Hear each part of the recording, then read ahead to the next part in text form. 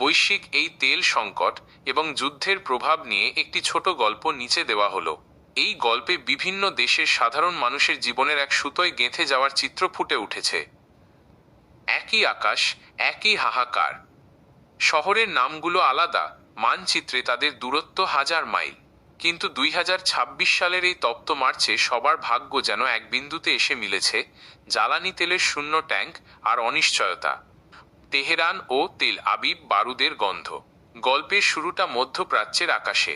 সেখানে আগুনের গোলার মতো ক্ষেপণাস্ত্রগুলো যখন অন্ধকার চিরে এপাশ ওপাশ করছিল, তখন বন্দরগুলোতে নোঙর করা তেলের জাহাজগুলো ভয়ে থমকে দাঁড়াল।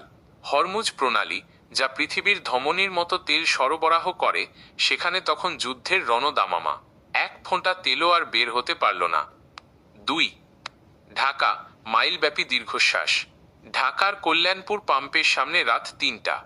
বাইকার শফিক মিয়ার চোখে ঘুম নেই, আছে একরাশ ক্লান্তি। তার পেছনে কয়েকশো মোটরসাইকেলের সারি সাপের মতো এঁকেবেঁকে চলে গেছে মেইন রোড পর্যন্ত। পাম্পের কর্মীরা ক্লান্ত গলায় বলছে, অকটেন শেষ, শুধু পেট্রোল আছে অল্প। শফিকের মনে পড়ল তার বাড়িতে রাখা ছোট মেয়েটার কথা, যাকে কাল স্কুলে দিয়ে আসতে হবে। তেলের দাম বাড়ার গুজবে তার বুকটা দুরু দুরু কাঁপছে। 3 কলম্বো ও ম্যানিলা, আঁধারে নিমজ্জিত শহর। অন্যদিকে শ্রীলঙ্কার কলম্বোতে চিত্রটা আরও করুণ। সেখানে মানুষ তেলের জন্য শুধু লাইনেই দাঁড়াচ্ছে না, পকেটে থাকা কিউআর কোডটা বারবার চেক করছে, এই সপ্তাহে আর কয় লিটার বরাদ্দ আছে তার জন্য।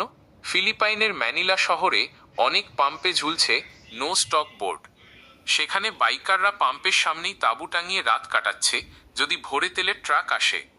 4 মিউনিক, থমকে যাওয়া গতি। ইউরোপের উন্নত শহর মিউনিখেও আজ স্তব্ধতা। সেখানে রাস্তার ধারের ডিজিটাল বোর্ডে তেলের দাম প্রতি লিটারে 2 ইউরো ছাড়িয়ে গেছে। মানুষ তাদের শখের গাড়ি গ্যারেজে রেখে সাইকেল নিয়ে বের হচ্ছে। সবার মনে একটাই ভয়, যুদ্ধ কি থামবে না? উপসংহার: দূর আকাশ থেকে দেখলে মনে হয় পৃথিবীটা কত বিশাল, কিন্তু একটি যুদ্ধের আঁচ যখন তেলের পাম্পে এসে লাগে, তখন বোঝা যায় আমরা সবাই কতটা একে অপরের ওপর নির্ভরশীল। সেই মধ্যপ্রাচ্যের আকাশে ওড়া বারুদের গন্ধ আজ ঢাকার তেলের পাম্পে দাঁড়ানো শফিক মিয়ার কপালের ঘাম হয়ে ঝরছে। পৃথিবীটা যেন আজ এক বিশাল লাইনে দাঁড়িয়ে আছে, সবার একটাই প্রার্থনা, একটু শান্তি আর কয়েক ফোঁটা জ্বালানি।